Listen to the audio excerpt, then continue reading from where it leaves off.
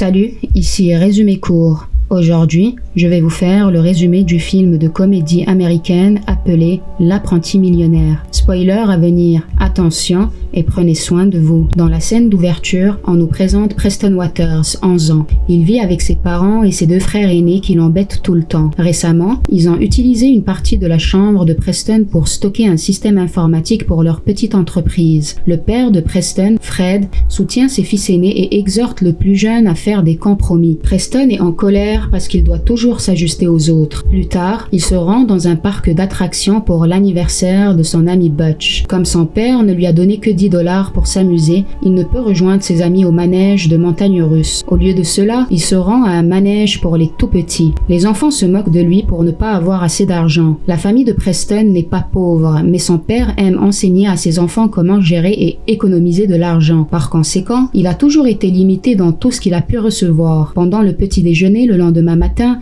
les frères aînés de Preston partent à un match de baseball. Il veut les rejoindre, mais il n'a pas d'argent pour les billets. Fred lui explique que épargner de l'argent est important s'il veut s'amuser, mais l'enfant soutient qu'il ne peut pas épargner quoi que ce soit quand il n'en gagne pas. Sa mère lui tend une enveloppe qui est un cadeau d'anniversaire anticipé de sa grand-mère. À l'intérieur se trouve un chèque en blanc qui, selon Preston, est inutile car aucun montant n'est écrit dessus. Son père inscrit sur le chèque $11 parce qu'il pense que c'est un montant approprié pour un enfant. Quand Preston se plaint que c'est trop peu, Fred affirme qu'avec des intérêts appropriés, l'argent peut atteindre $1 million en un rien de temps. Preston vérifie la théorie sur Internet et découvre que ces $11 prendront au moins 300 000 ans pour devenir 1 million. Après avoir pris connaissance de la durée, il accepte le fait qu'il ne sera pas millionnaire de sitôt. Pourtant, il souhaite avoir sa propre maison et beaucoup d'argent d'ici demain et s'endort. Kigley est un escroc qui vient de s'échapper de prison. Par une nuit pluvieuse, il se rend dans un immeuble abandonné où il avait caché $1 million avant son incarcération. Il prévoit d'utiliser l'argent pour s'approprier une nouvelle identité. Cependant, comme les factures sont authentifiées, le FBI peut facilement remonter jusqu'à lui. Il réfléchit à un plan et va rencontrer le président d'une banque du nom de Biderman, qui était aussi son ancien partenaire dans le domaine du blanchiment d'argent. Kigley souhaite qu'il échange $100 millions imprimés en série unique par des billets imprimés au hasard. De cette façon, le FBI ne le suspecterait pas s'il découvre ses achats. Biderman est réticent parce qu'il ne veut pas blanchir à nouveau de l'argent, mais Kigley menace de tuer sa famille s'il ne l'aide pas. Lorsque Biderman se sent obligé, Kigley lui dit de remettre l'argent à un homme nommé Juice le lendemain. Au même moment, Preston vient à la banque pour encaisser ses $11 et ouvrir un compte bancaire. Il est reçu par une belle caissière de banque, Shay. Elle lui dit doucement qu'il doit avoir un dépôt minimum de $200. Preston promet de revenir quand il en gagnera autant et s'en va. Dehors, son ami Butch arrache le chèque et s'enfuit. Alors qu'il essaie de l'attraper, Preston se retrouve derrière la voiture de Kigley et son vélo est cassé par ce dernier. Kigley est tenu de payer le vélo, mais avant qu'il puisse inscrire un montant sur le chèque, il voit une voiture de police à proximité. Il remet un chèque en blanc à l'enfant et s'en va immédiatement. En rentrant chez lui, Fred gronde Preston à cause de son vélo cassé. Il est puni pour 1 semaine, mais ne parle pas à ses parents de l'accident ou du chèque en blanc. La nuit, il marque $1 million sur le chèque et inscrit un nom au hasard dessus. Le lendemain, il va à la banque pour l'encaisser. Cependant, le caissier pense qu'il plaisante et le dirige vers le président Biderman. Comme le chèque porte la signature de Kigley, Biderman pense que le gamin est Juice, l'intermédiaire entre lui et Kigley. Preston pense que l'idée est stupide et est sur le point de s'éloigner, mais Biderman l'arrête. À la surprise de l'enfant, il sort des liasses d'argent du coffre-fort et remplit son sac avec. En s'enfuyant avec l'argent, Preston croise le vrai Juice, mais l'homme pense que c'est un enfant quelconque et le laisse partir. Il rencontre Biderman et se présente comme l'homme de main de Kigley. Biderman se rend vite compte de sa gaffe et court dehors pour chercher Preston, mais à ce moment-là, il est parti depuis longtemps. Comme l'argent est illégal, ils ne peuvent pas demander l'aide de la police. Dès que Preston rentre chez lui, il cherche des maisons en vente dans son quartier. Il trouve celle qui le correspond et appelle l'agent immobilier. Après cela, il lui parle en utilisant la voix robotique de l'ordinateur et achète la maison pour $300 000.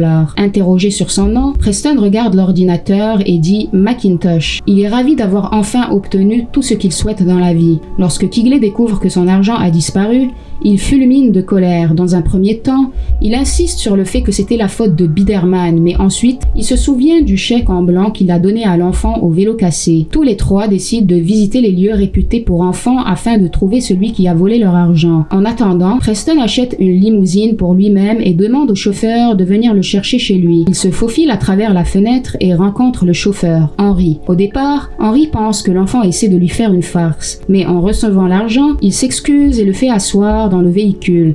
Preston dit que la voiture appartient à Macintosh, un homme d'affaires millionnaire. Il prétend être un employé qui travaille pour Macintosh afin que personne ne doute de son histoire. Henry ne l'interroge pas plus et l'emmène à chaque centre commercial de la ville à sa demande. Il achète vêtements, téléviseurs, jouets, jeux vidéo et bien d'autres choses pour remplir sa maison. Preston achète aussi un pot plein de crème glacée, chose que ses parents ne lui permettraient jamais de faire. Il donne même à Henry une montre chère en guise de présent pour l'avoir accompagné aux centres commerciaux. En rentrant chez lui ce soir-là, il tombe sur la caissière de la banque, Shay. Elle se souvient de lui comme étant le gamin qui devait revenir avec les $200. Preston dit qu'il a gagné un peu d'argent et qu'il viendra bientôt la rencontrer à la banque. Après qu'ils se soient séparés, nous voyons Shay rencontrer secrètement un homme et lui transmettre toutes les informations qu'elle vient d'avoir. Il est révélé qu'elle est un agent du FBI qui a pour mission d'attraper les blanchisseurs d'argent travaillant dans la banque. Le lendemain matin, Fred est sur le point de se rendre au travail, mais il est bloqué par plusieurs véhicules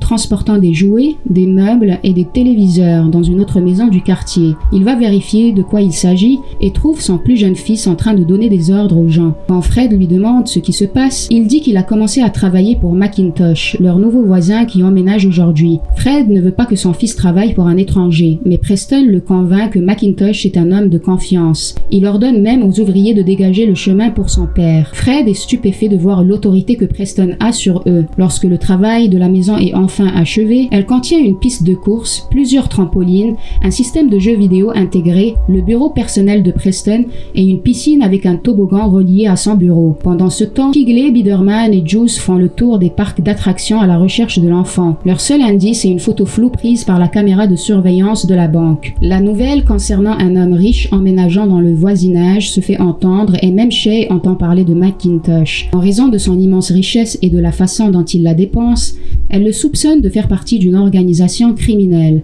Un jour, elle va le rencontrer dans sa maison et trouve Preston à la place. Interrogé sur Macintosh, Preston dit qu'il est en réunion et qu'il a un emploi du temps serré pour le prochain mois. Shay est sur le point de partir quand Preston l'invite à un rendez-vous professionnel. Elle hésite au début, mais accepte d'y aller quand il ment sur le fait d'être le directeur financier de Macintosh. Plus tard, il demande conseil au chauffeur Henry car il est sorti avec plus de femmes que lui. Selon Henry, les femmes aiment les hommes aisés avec de l'argent. Il se prépare pour le rendez-vous en faisant de l'exercice au quotidien. Avec le temps, Henry devient son meilleur ami. Ils jouent, mangent et s'amusent ensemble. La famille de Preston pense toujours qu'il travaille pour Macintosh. Pourtant, Fred ne lui permet pas de sortir à un rendez-vous le soir. Preston murmure sournoisement qu'il était sur le point de montrer la proposition de travail de Fred à Macintosh. Sentant que la relation de son fils avec un millionnaire pourrait l'aider, Fred laisse Preston faire ce qu'il veut. La nuit, lui et Shay vont dans un restaurant chic pour le dîner. Il lui offre un collier en guise de présent mais affirme qu'il provient de Macintosh. De même, il lui pose également des questions sur ses préférences en matière de rencontres, tout en insistant sur le fait que ces questions proviennent de Macintosh. Plus tard, ils vont dans une fontaine d'eau et jouent.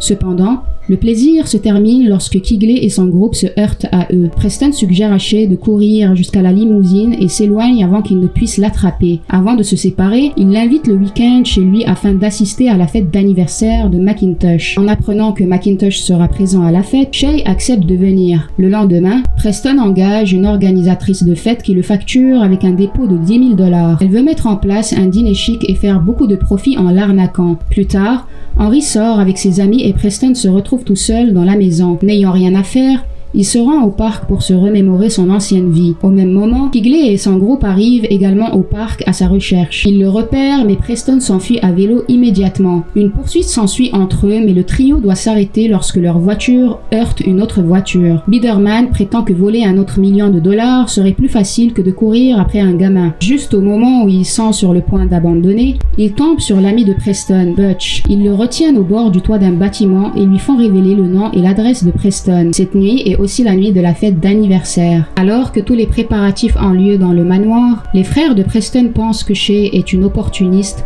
convaincue qu'elle traîne avec lui pour l'argent de Macintosh. Cela bouleverse Preston et il demande à Henry son avis d'expert. Il affirme également que certaines personnes ne sont gentilles avec lui qu'à cause de son argent. Ils se rendent enfin à la fête, mais Preston n'est pas autorisé à toucher ses propres cadeaux car les vigiles attendent que Macintosh les ouvre. Il trouve également la nourriture affreuse car il s'attendait à voir des pizzas et des glaces. Entre-temps, Shay et son équipe ont découvert que Macintosh n'a pas d'antécédents, ce qui signifie que c'est un criminel essayant de se créer une nouvelle identité. Il prévoit d'attraper l'homme et de l'arrêter ce soir. L'organisatrice de la fête remet à Preston une facture de 100 000 $. Lorsqu'il retourne à son bureau pour vérifier son compte, il découvre qu'il a dépensé tous 100 millions de dollars en seulement 6 jours. Désormais, il lui reste un peu plus de 300 $. Il sort et dit à la planificatrice que Macintosh est absent, ce qui signifie qu'elle ne va pas être payée. La femme fait un scandale et demande à tout le monde de s'en aller car la fête est finie. Les invités prennent leurs cadeaux et rentrent chez eux. Quand Preston est seul dans le salon, Quigley et son équipe arrivent à la maison lui demandant de remettre l'argent. Preston, effrayé, leur dit la vérité mais il refuse de croire qu'il a dépensé tout le million de dollars en moins d'une semaine. Liederman suggère à Quigley de voler l'identité de Macintosh puisqu'il est de toute façon inexistant. Il aime l'idée mais le seul problème c'est Preston qui pourrait révéler la vérité à n'importe qui. En entendant cela, Preston court dehors et est suivi par les trois. Il se lance dans une course-poursuite dans la maison. Mais comme Preston en connaît tous les recoins,